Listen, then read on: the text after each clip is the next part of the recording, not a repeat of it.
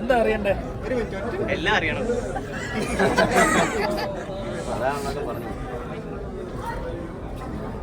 എല്ലാരും വന്നില്ലേ? നമുക്ക് കൂടാം.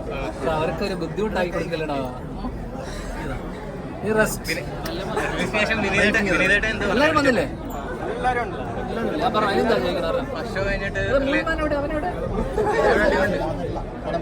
അവൻ തൊരപ്പനോട് അവനോട് അവൻ ഞാൻ അന്വേഷിക്കുന്നതാണ്.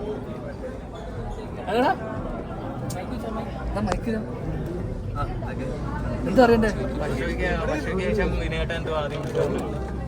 വർഷങ്ങൾക്ക് ശേഷം നിന്റെ ഒരു പടം ഓടിയെന്ന് വന്നാ എല്ലാരും വന്നില്ലേ? നല്ല ചോദ്യങ്ങൾ ചോദിക്കടാ. എന്തായിരുന്നു നിന്റെ പെർഫോമൻസ് നന്നായിരുന്നു പലരും പറഞ്ഞു പറഞ്ഞു. ഞാൻ പറഞ്ഞു സ്വാഭാവികം അല്ലേ? കണ്ടപ്പോ തോന്നിയോ? കണ്ടു. എടാ എങ്ങനെയുണ്ട് ആവശ്യം?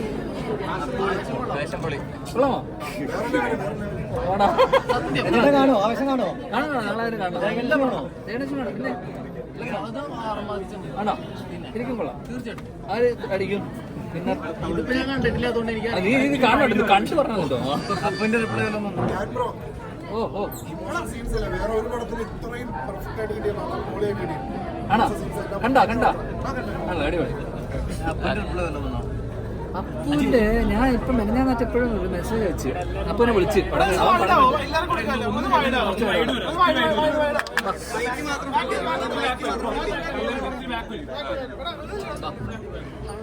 തള്ളല്ലേടാ തള്ളാതേട്ടാ.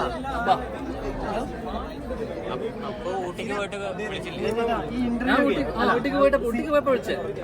ബേസിലിനെ പറ്റി ആരും വിവരമൊന്നുമില്ല.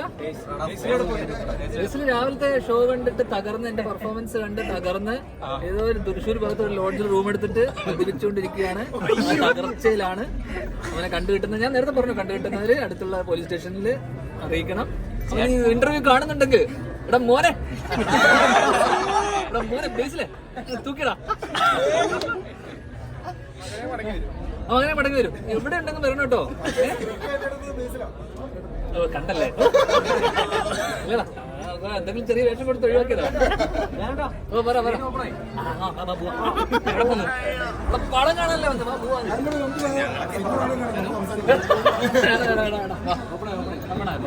ഇവിടെ കുറച്ച് കേറില്ലേ? കാണാത്തവര് കയറണേ. സീറ്റ് ഉണ്ടെങ്കിൽ കയറാം.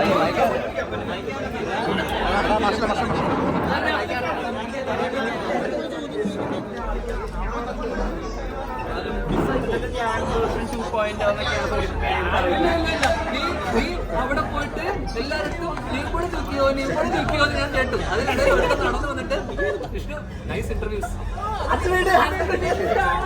അതല്ല ഇവിടെ പ്രസക്തി. അതിനല്ല ഇവിടെ പ്രസക്തി.